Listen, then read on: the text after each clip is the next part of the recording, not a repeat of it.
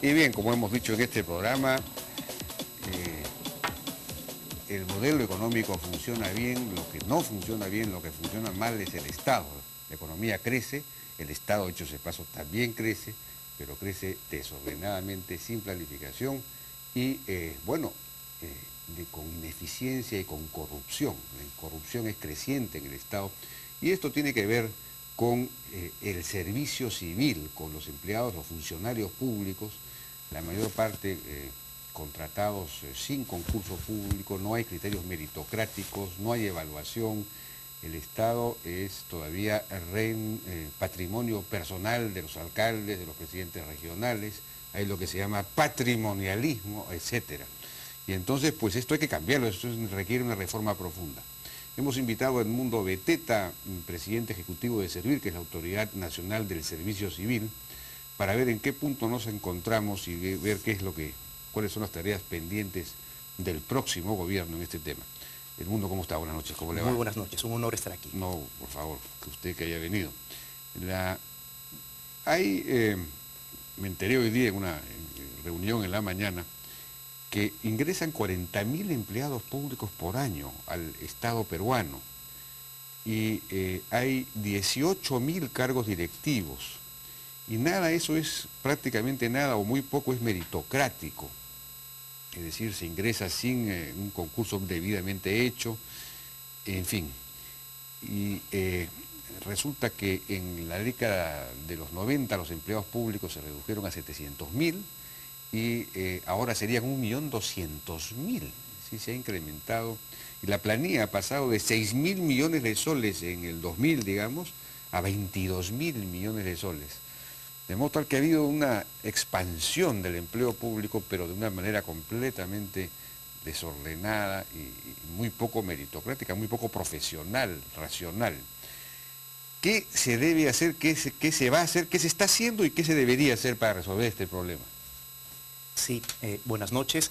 En primer lugar, remarcar lo importante que estás señalando en cuanto a que urge la continuidad de una reforma que ya empezó. ¿Qué quiero decir con esto? El país ha vivido 15 años sin política de empleo público. Y eso quiere decir que recién hace 2 años existe Servir como entidad rectora. Eso significa que el gran desafío es ir mejorando la calidad de los servidores públicos, porque esa es la base para que el Estado tenga buena política de educación, buena política de salud. No es tan visible como inaugurar una carretera, claro, un hospital, pero está en la base del desempeño del Estado. Claro. Entonces, ¿cómo empieza la reforma que este gobierno se planteó con acierto, como ya dicen todos prestigiosos organismos internacionales? Primero, creando un ente rector que después de 15 años empieza a llenar el vacío de información sobre algo tan elemental como saber quiénes son los funcionarios públicos, los servidores, dónde están. Estamos construyendo un registro nacional del servicio civil para poder conocer cuáles son las características de esas personas, su capital humano, su experiencia, su edad, en qué entidades se encuentran. Estamos realizando varios diagnósticos importantes que permiten conocer la magnitud del problema y también realizando varios programas que prueban herramientas modernas de gestión de recursos humanos. Y en cuanto al dato que tú señalas, es importante aclarar que efectivamente crece en aproximadamente 40.000 personas por año el número de servidores públicos, y lo central es la calidad del gasto en remuneraciones. ¿Qué significa? Se ha mantenido relativamente estable la proporción de gasto en remuneraciones por planilla en comparación con el presupuesto del Estado. Es decir, también el país tuvo un crecimiento económico y eso permitió ampliar todo el presupuesto de 20 y tantos mil millones a 90.000 millones, el presupuesto público. Claro. Y sigue siendo alrededor de 26% el gasto en personal. De acuerdo. Ese es un dato bien importante. Bueno, es que se ha podido incrementar el gasto en inversión pública, que a comienzos, digamos, de la década, en la época del gobierno del presidente Toledo, era 2% del PBI, ahora estamos en 6% del PBI, se ha incrementado eso, pero pese a eso se ha mantenido la proporción, digamos, 40.000 nuevos empleados al año, es un montón. ¿Dónde están? ¿A dónde se han ido? ¿Cómo han ingresado?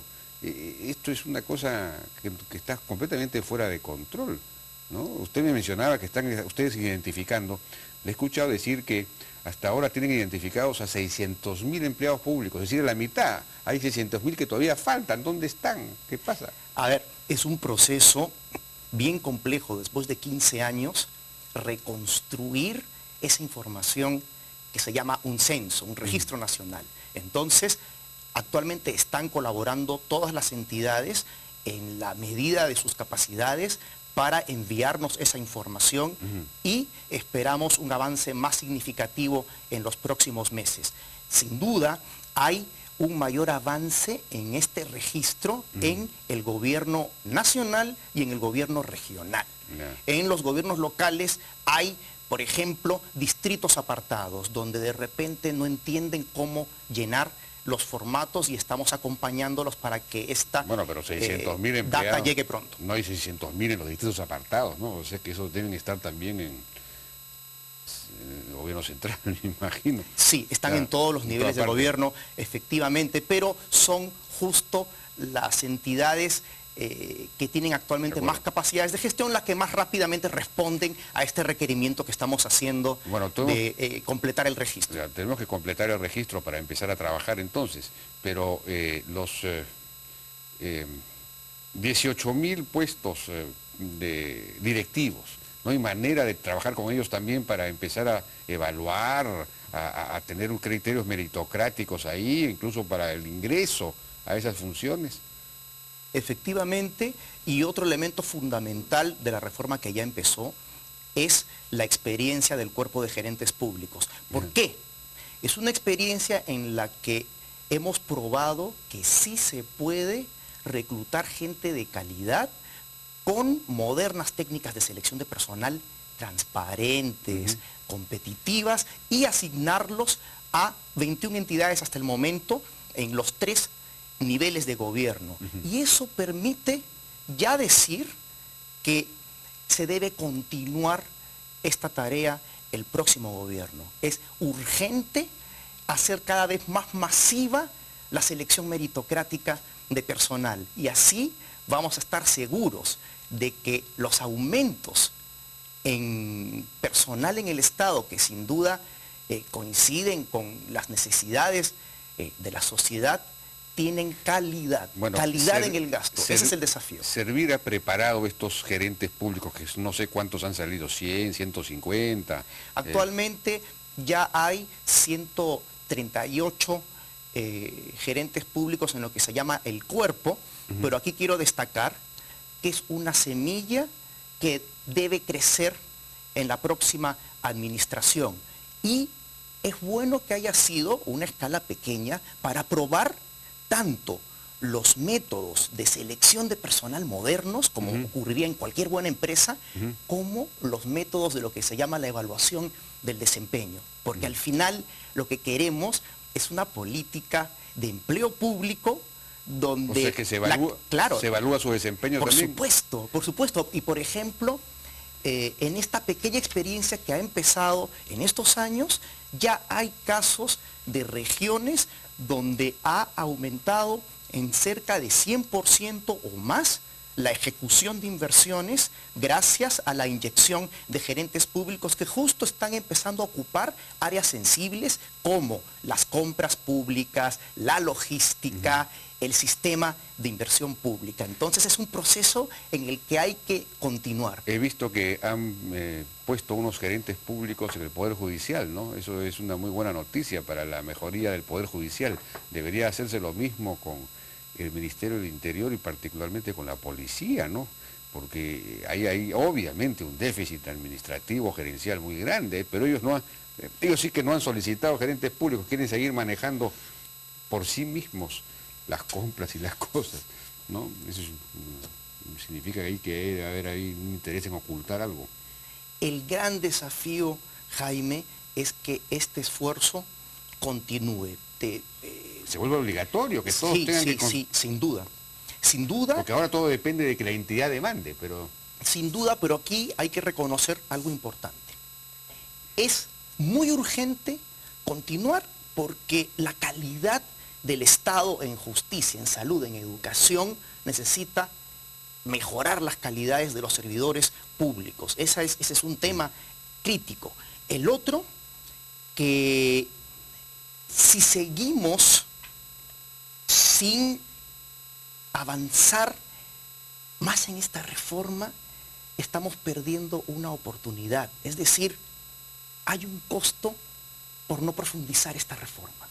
Claro, eso le cuesta al país muchísimo, muchísimo, y por lo tanto, el desafío del próximo gobierno es que esta experiencia que hemos estado trabajando, que ya tiene instrumentos probados, se masifique. Pero debe hacerse con gradualidad.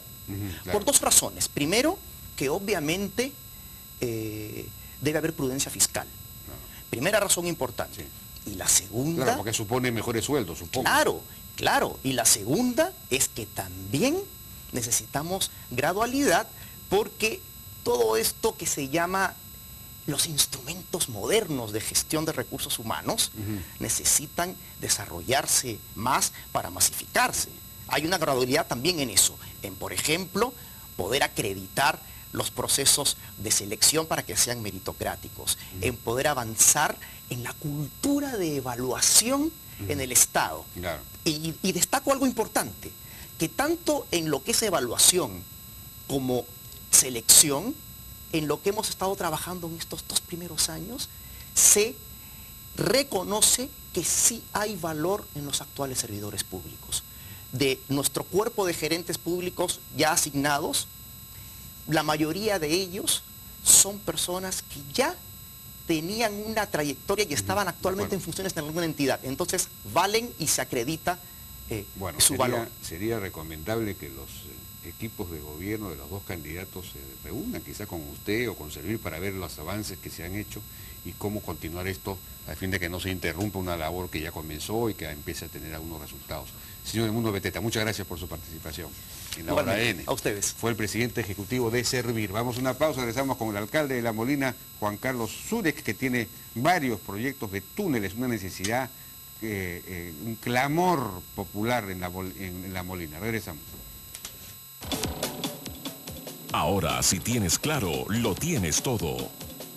Únete al Mundo Sueldo hoy y entra al sorteo de Sin iPad. Adelante. Para que nada te detenga, Rimac Seguros. Televisores inteligentes.